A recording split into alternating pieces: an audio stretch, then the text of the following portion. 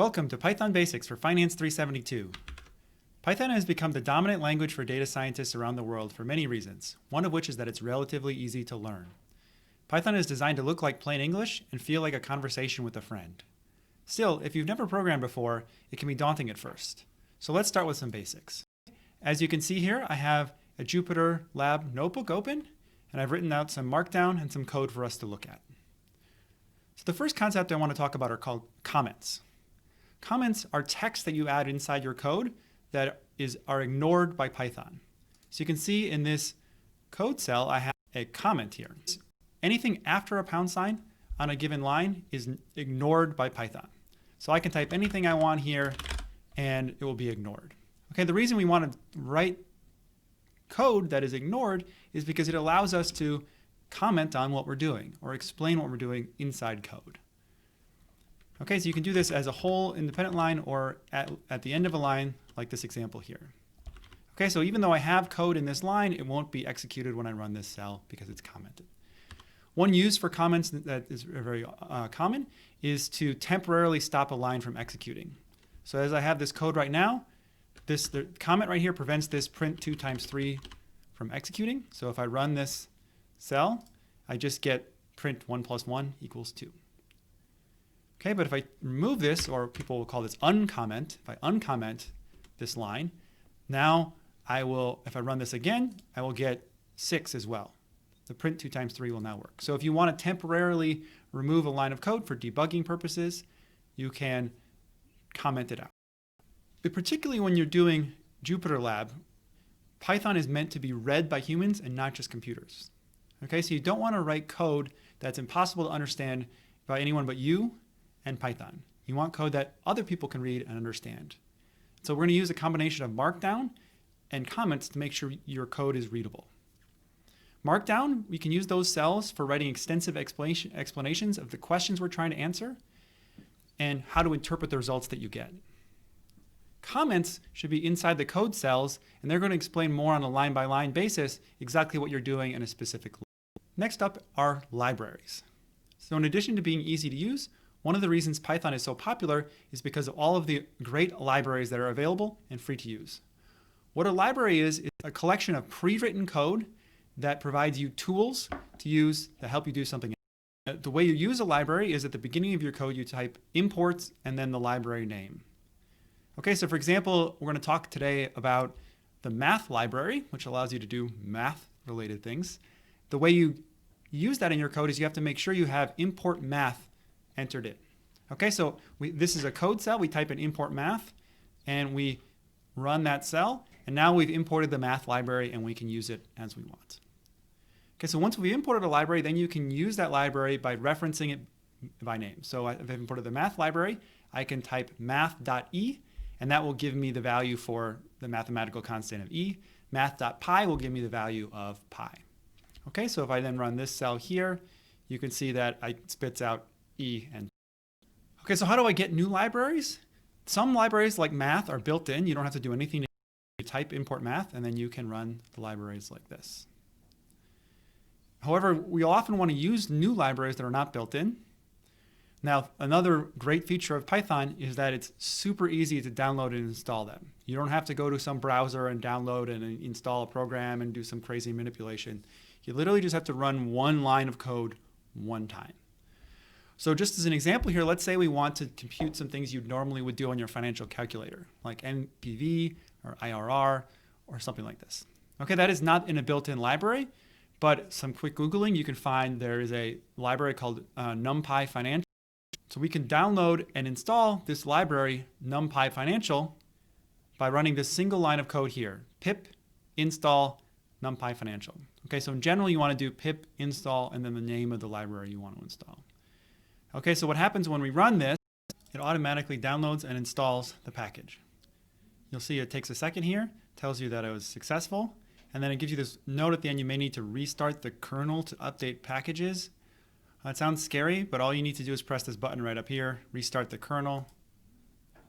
Okay, good to go. All right, now we have this new NumPy Financial package.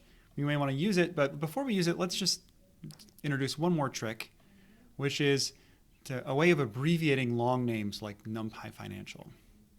Okay, so instead of having to type out every time you want to use NumPy Financial, numpyfinancial.pv or numpyfinancial.irr, we can abbreviate it using this trick, where instead of just saying import NumPy Financial, you say import NumPy Financial as, and then you give it a nickname or an abbreviation. So let's nickname this NPF, and then after we import it as NPF, we can then type npf.presentValue or npf.irr and access the library that way. Okay, so let's run this example here and see what happens. Okay, it computed this NPV. Now let's move on to numbers and math. Python can do anything that your normal calculator can do, and way more. All right, so let's just start with simple stuff though. Arithmetic, we can do addition with the plus sign, subtraction with the minus sign, multiplication with the star, exponentiation with 2 stars, so this is 1.5 power. And we can also do a square root using our math library, math.square root of 25. Of course, that's the same as 25 to the 0.5 power. Okay, so let's run that cell and see what it outputs. You see it did the first 4 okay, but then the last one, it gives us an error that math is not defined. This is because we need that math library, and when we restarted our kernel, it clears everything, including the imports that we'd already done. So it cleared the math library. So what we need to do here is just go back up to where we had the import math line of code, run that again. Now we can go back down here to where we were, run this again, and it tells us the square root of 25 is 5. Okay, it's important for finance. You can also do exponentials and logs here. So math.x is e to the power of whatever you give it. Math.log is the log of whatever you pass to it. And math.log of 3 comma 2, where you give it 2 different things, that is log in base 2 of 3. Okay, so this is log of 3 in the natural log, so base e. This is log of 3 in base 2. Okay, so we can run these and see. Very good. All right, everything else you can dream of, and any math function you can think of, it's either built into the math library. I have a link in this document to that. But if math doesn't have it, I'm sure you can Google it and find a library that does. And then once you find that library, we now know how to import it and use it. Next up, we're going to talk about variables. When you're coding in Python, we almost never use numbers directly. We usually will store them in a variable, which gives the number a name, lets us manipulate it, and interact it with other numbers. So much more typical code would look something like this, where we'd say our price is equal to 40, and our number of shares is equal to 5. So these are variables that we've given names. Notice I put comments here about what we're doing. Okay, so when we run this code, what happens is there's no output, because Python is interpreting this as saying your goal is to store values into these variables. Okay, if you're storing, maybe you don't want to see what's in those variables. But now once we've done the storage, we can then type print price, and that will tell us the price. It'll print the price. And that works anywhere in a cell of code. We can also, only on the last line of code, just write the name of a variable and it will print that. Okay, so if we run this cell, we print price because we use the print command. We also print the number of shares, but only because that's on the last line of code. All right, so the beauty of variables is that once we've assigned their values, it's not just a static thing where you store them once and keep repeating their use. We can do new things with that, where we can create new variables where we combine 2 previous. So we can compute the total cost by multiplying price by the number of shares, for example, and then we can print that total. All right, so in this $40 per share times 5 shares is $200. Okay, we can also alter the value of an existing variable. So we can take price and add 0.25 to it. So let's say the stock went up. After we do that, we can say we'll print what the price is. And then one important thing to know is when you change the value of a variable, any other variables that were built off of that, so in this example, we have a price, we built off that variable a total, those built off of variables do not automatically change. Okay, what's happening here in the background is that Python is storing a value for total of 200. And it just stores 200. It doesn't know where that 200 came from. So when we change price, nothing's going to happen to the total. If we want to also update the total, we have to run that formula again and say total equals price times number of shares again to update that value, recalculate it, so then we'll get the correct total. So if you run this cell, what you see happens is that the new price is $40.25. The new total should be $201.25.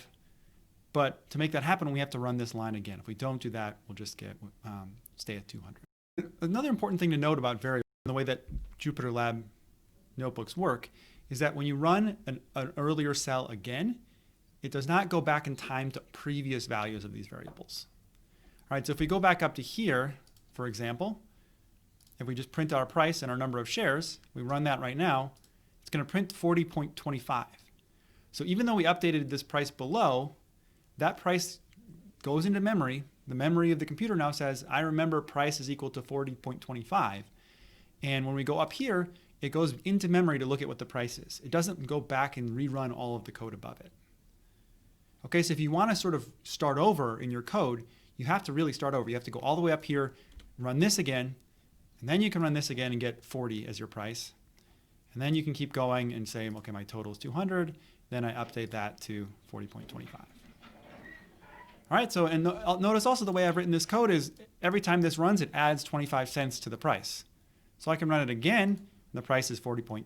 I can run it again, and the price is 40.75. Each time what's happening is it's taking the current price that's in memory and adding 0.25 to it. And the last thing I'll show you with variables is we can check to see whether the two different variables are equal or whether a variable is equal to a number. So as an example, let's set A equals 1, B equals 2, and C equals 2. And then we'll ask, is A equal to 1? So the way you ask if one thing is equal to another is with this double equal sign. All right, so A equals 1 will be true if it's A is equal to 1 and false if it's not. All right, we can ask is A equal to 2. We can ask is A equal to B. We can ask is B equal to C. So let's run all of these. As you can see, we find that A is equal to 1. A is not equal to 2. A is not equal to B. But B is equal to C. So now let's talk about how to name our variables. Python lets us use whatever we want for a name, but there are some conventions we should follow. All right, so one thing we should be aware of is that names are case sensitive. So if I set price equal to 25, and then I tell Python to print capital P price, what happens is it gives me a name error saying, I don't know what price is, capital P. Okay, so to avoid this confusion, the convention most people use in Python and that we're going to use in this class is to use lowercase letters all the way through variable names, even if they have multiple words or even if they're a proper noun.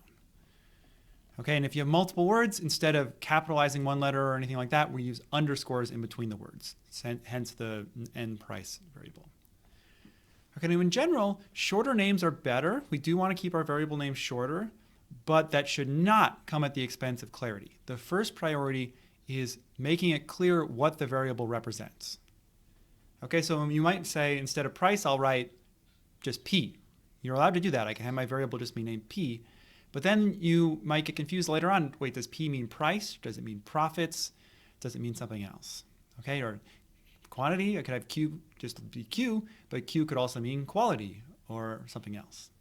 Okay, so in general, the best practice is to use the shortest single word, but whole word, that captures your intent. So use all of price or use all of quantity. Don't shorten it to something. In some cases, you do need to use an abbreviation. You don't want to type out Standard & Poor's 500. SP 500 is fine. And that points out something else, which is that numbers are allowed in your variable names. You can't have your variable name be SP 500. Next up are strings.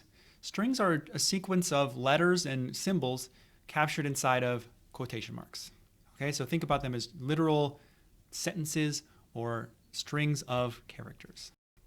All right, now the key here is that we want to be able to sometimes code in letters and numbers in a way that doesn't get treated as code, that gets sort of stored literally as it is. All right, so let's say we want to have tickers stored in some data set about stocks. We want to store a ticker as NFLX, Netflix, without Python trying to run NFLX as code or treat it as a variable name or something like that. All right, so the way we do this is we have to put our string in quotes. Now Python's very flexible. You can use single quotes or double quotes. So notice here in this first thing, if I want to have this be my string and I don't put it in quotes, Python's going to throw an error and be very confused because it's treating this as code. But it's not code. We want to treat it as a sentence, a literal string. All right, so the second one works because we put in single quotes here.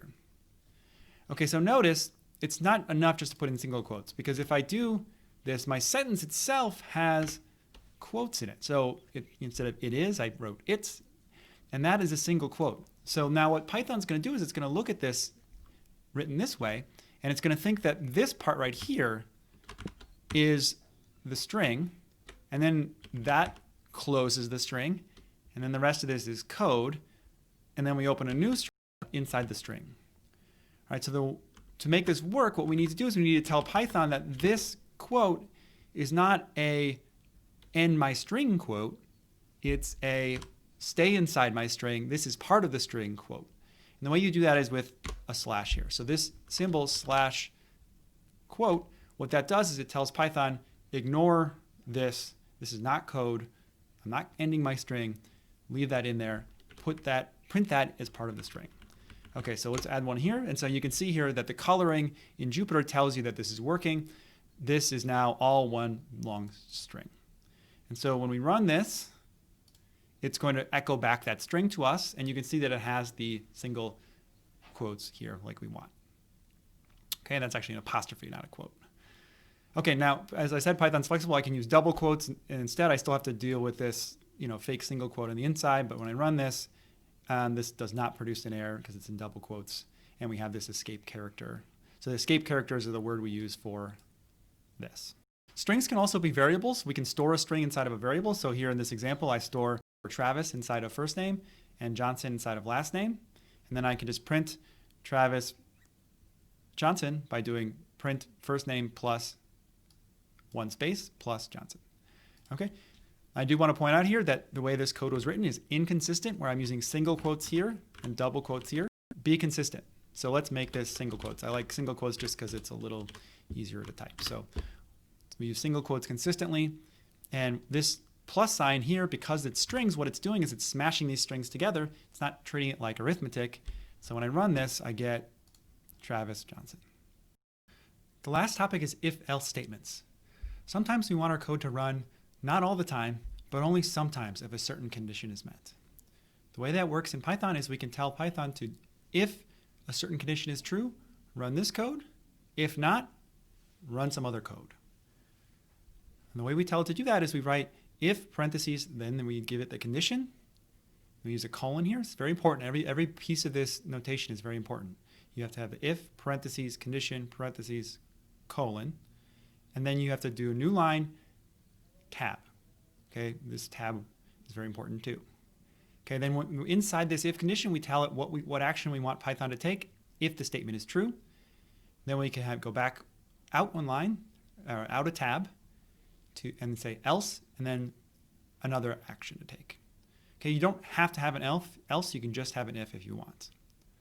All right, and then this is also very important when you want to go back to normal code that always executes, that's outside of the if statement, then you have to go back in indent and tab out.